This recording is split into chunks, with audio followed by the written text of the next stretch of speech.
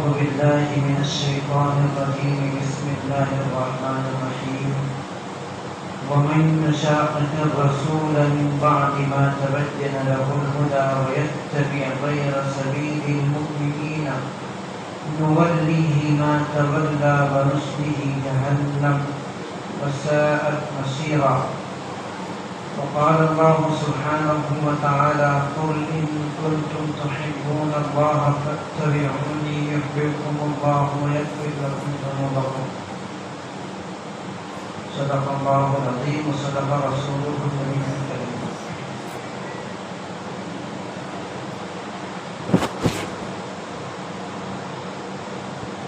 گزشتہ 3 ہفتوں سے نکاح کے احکام و مسائل اور اس کے اندر کی جانے والی رسومات کے متعلق گفتگو چل رہی ہے. اسی کے متعلق مزید کچھ گفتگو یہ ہے کہ شادی کرنے سے پہلے اور نکاح کرنے سے پہلے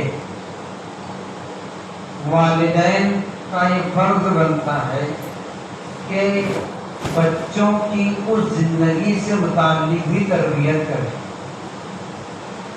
جس زندگی میں بچوں کو جانا ہے. ظاہر سی بات ہے تنہا زندگی گزارنے کا طریقہ اور ہوتا ہے اور نکاح ہو جانے کے بعد کی زندگی الگ ہوتی ہے.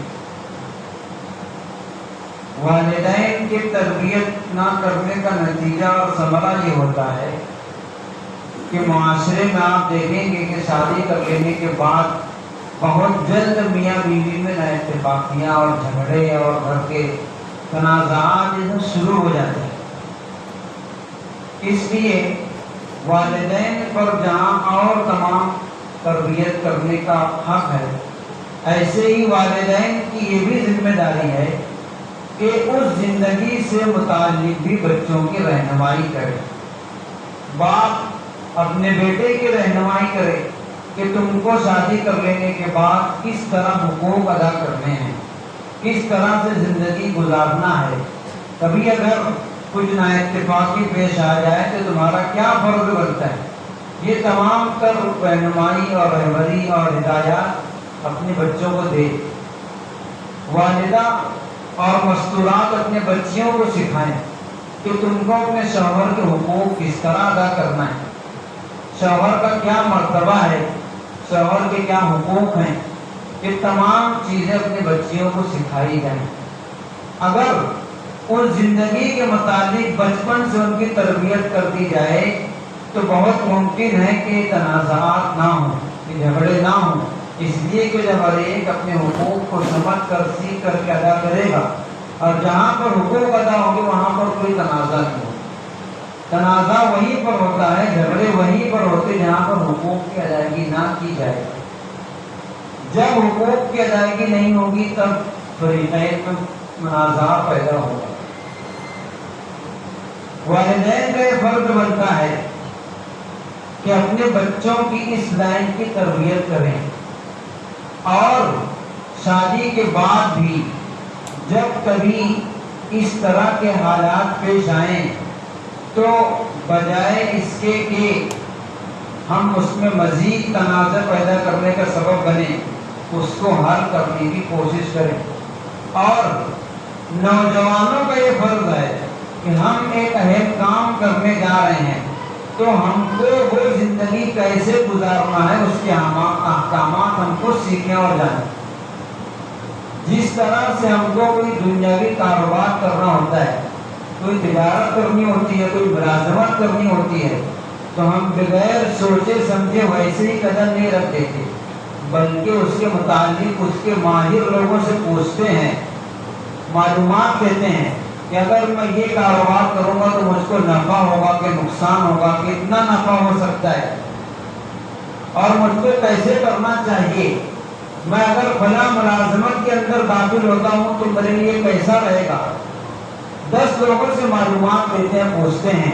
اگر ہم کو دنیاوی کوئی کام کرنا ہو جب ہم کو دنیاوی کاروبار کے متعلق کوئی کام کرنا ہو تو ہم کئی لوگ سے معلوم کرتے ہیں، تو نوجوانوں کا یہ فرض بنتا ہے جب ان کو نکاح کی زندگی میں قدم رکھنا ہے تو ان کو چاہیے کہ پہلے اس کے احکامات معلوم کر لیں کہ شادی کر لینے کے بعد مجھ پر میری بیوی کے کیا کیا حقوق لاگو ہوں گے، میرے کیا حقوق میری بیوی پر ہوں گے۔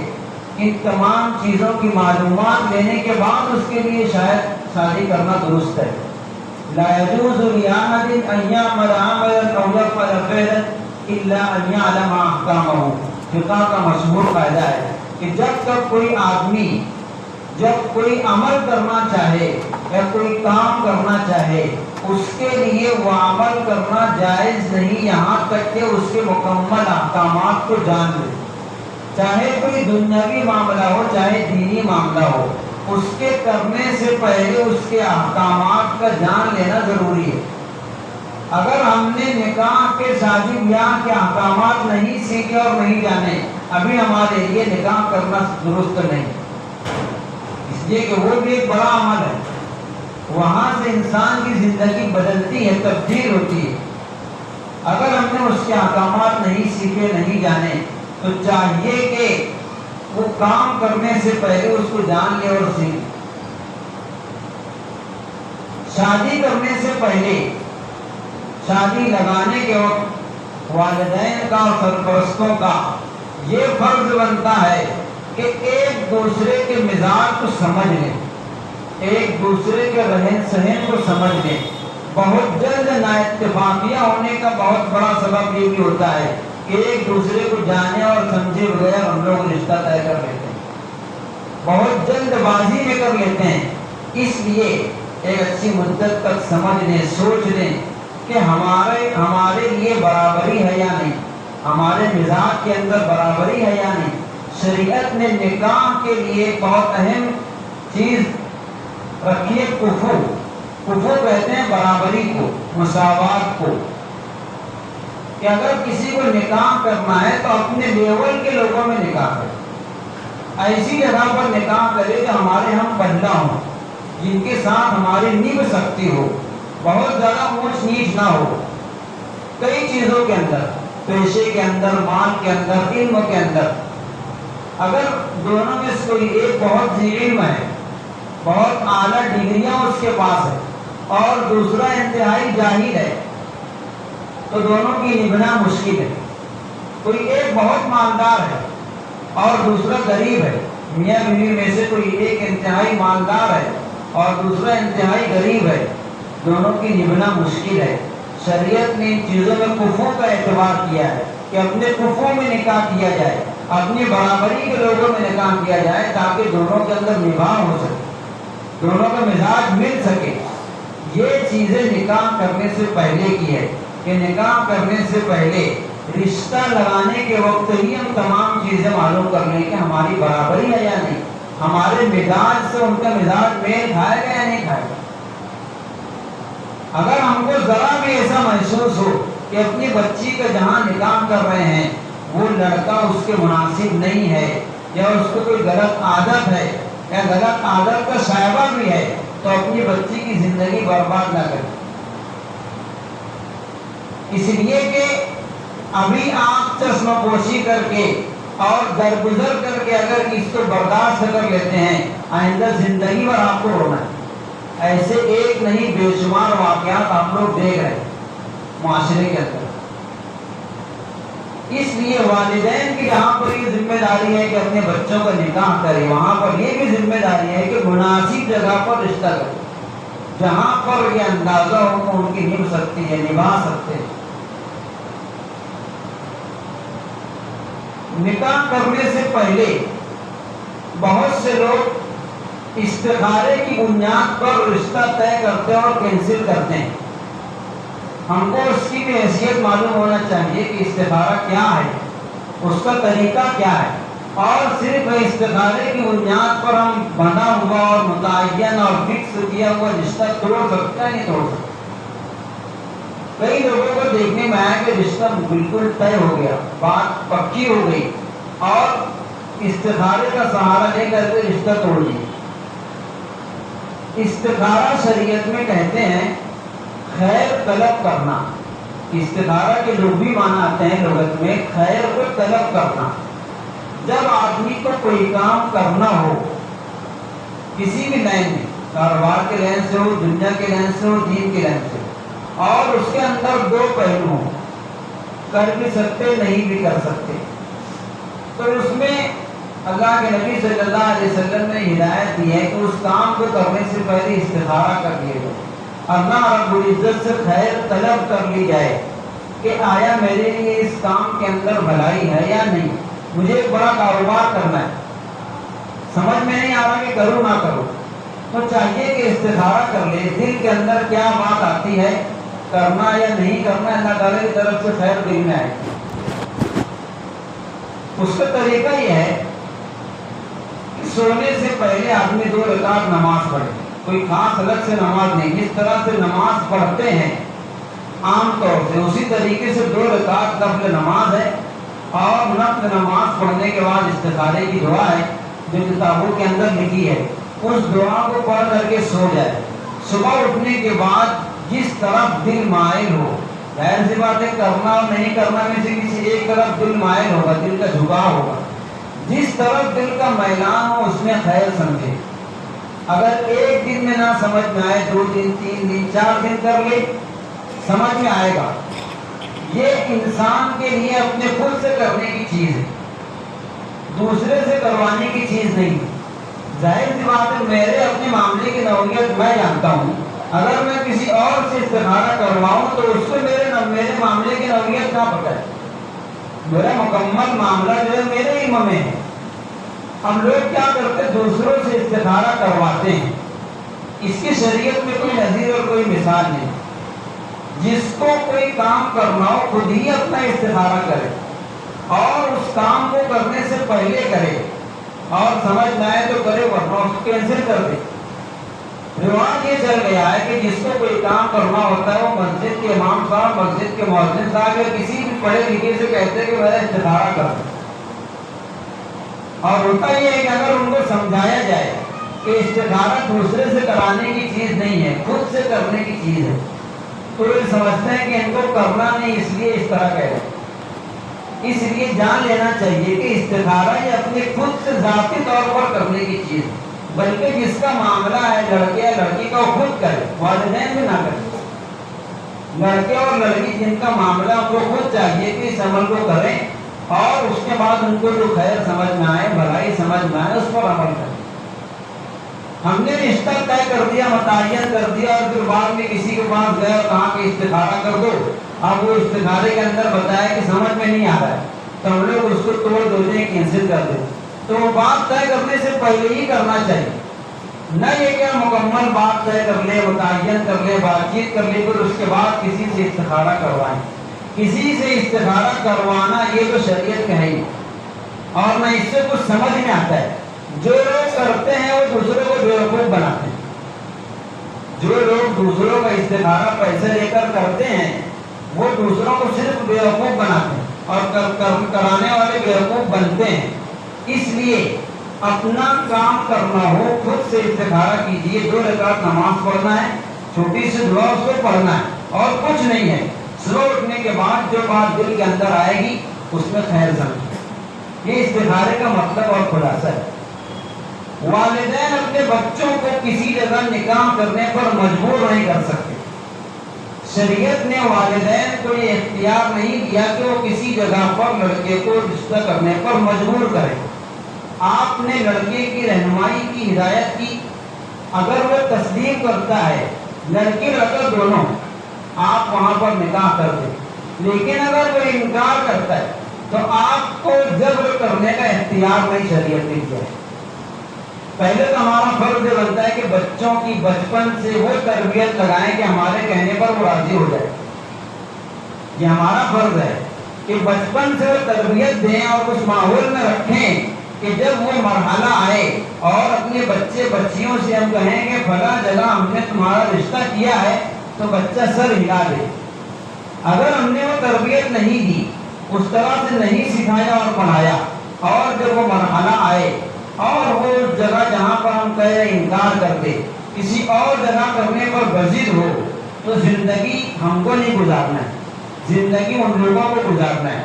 جب تک ان کی مرضی شامل نہ ہو آپ ان کو مجبور نہیں کر سکتے۔ بالغ لڑکے اور بالغ بچیوں کو شریعت نے مجبور کرنے کا شریعت نے اختیار نہیں دیا۔ آپ ان سے اجازت لے پوچھیں، اگر وہ راضی ہوں آپ وہاں پر کر دیں، اور اگر وہ راضی نہ ہو تو جہاں پر ان کی رضامندی ہو وہاں پر کیے۔ ہوتا یہ ہے کہ والدین جبر کر کے، زبردستی کر کے اس طرح سے کر دیتے ہیں، اور اس کا نتیجہ یہ ہوتا ہے کہ شادی کے بعد دونوں میں جمتی نہیں ہے اور پھر نااتفاقیاں پیدا ہوتی ہیں۔ اس لیے والدین کو جبر کرنے کا اختیار شریعت نے نہیں دیا۔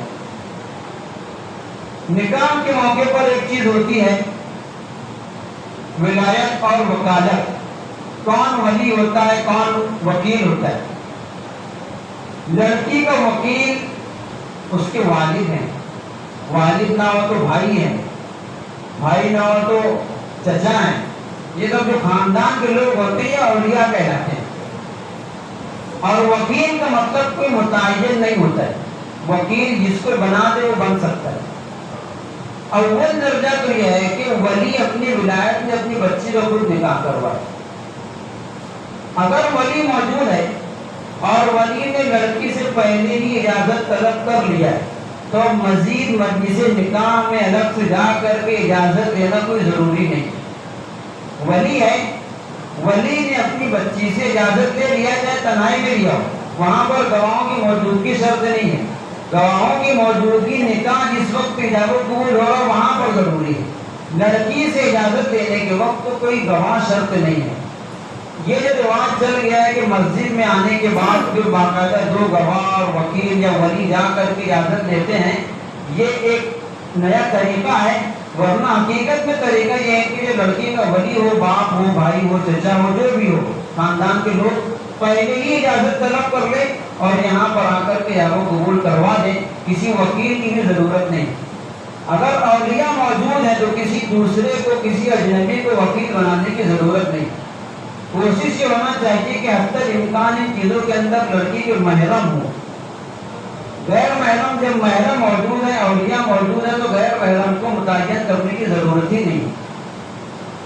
یہ نکاح کی صورت ہے کہ جو گواہ ہو، ولی ہو، ولی پہلے سے اجازت دے کر کے آیا ہو اور مجلس نکاح میں اس کا نکاح کر دیا جائے۔ نکاح کے موقع پر اور نکاح سے پہلے جو رسومات کی جاتی ہے اس میں ایک رسم ہم لوگ جانتے ہیں، ہلدی لگانے کی رسم۔ شریعت میں اس کی کیا حیثیت ہے؟ شریعت بالکل منع بھی نہیں کرتی ہے۔ اگر آپ کو ہلدی لگانا ہی ہے شریعت میں اجازت ہے، لیکن کس طرح؟ اپنی ذات سے لگائیں، خود سے لگائیں۔ دوسروں کے ذریعے سے جس طرح سے ہم لوگ دیکھتے ہیں کہ مرد عورت کا اختلاط ہوتا ہے اور رسم ادا کی جاتی ہے، ایک دوسرے کے اوپر لگاتے ہیں، شریعت میں اس کی گنجائش نہیں ہے۔ آپ لگائیے، منع نہیں ہے، لیکن اپنی ذات سے اپنے بدن پر لگائیے۔ مجمع اکٹھا کر کے اور جوڑ کر کے اس رسم کو ادا کرنا شریعت میں اس کی گنجائش نہیں، یہ رسم و رواج کے قبیل سے۔ اسی طریقے سے ایک بڑی رسم جو برادران وطن کے ذریعے سے ہمارے اندر آئی ہے وہ ہے بارات کی رسم۔ بارات کا مطلب کیا ہوتا ہے؟ بارات کا آسان سا مطلب یہ ہے کہ نکاح کے موقع پر لڑکا اور اس کے گھر کے چند بڑے لوگ وہ آئیں اور نکاح کرائیں۔ نکاح کرانے کے بعد لڑکی کو رخصت کر کے گھر لے جائیں، اس جماعت کو بارات کہتے ہیں۔ شریعت کی نگاہ میں بارات کا مطلب ہوتا ہے کہ لڑکا اور اس کے ساتھ میں چند افراد جو اس کے گھر کے بڑے ہوں وہ لوگ آئیں اور نکاح کریں، نکاح کرنے کے بعد لڑکی کو رخصت کر کر لے جائیں۔ یہ بارات کا حاصل ہو گیا۔ ہمارے اپنے معاشرے میں دیکھیں بارات کیا ہے، جب تک ایک جمع غفیر نہیں ہوتا، جب تک ایک مجمع اکٹھا نہیں ہوتا تب تک کہ بارات سمجھ میں نہیں آتی۔ یہ بھی رسم برادران وطن سے ہمارے اندر منتقل ہوئی ہے، ان کے ساتھ رہتے رہتے۔ شریعت میں اس کی کوئی حقیقت اور کوئی حیثیت نہیں ہے۔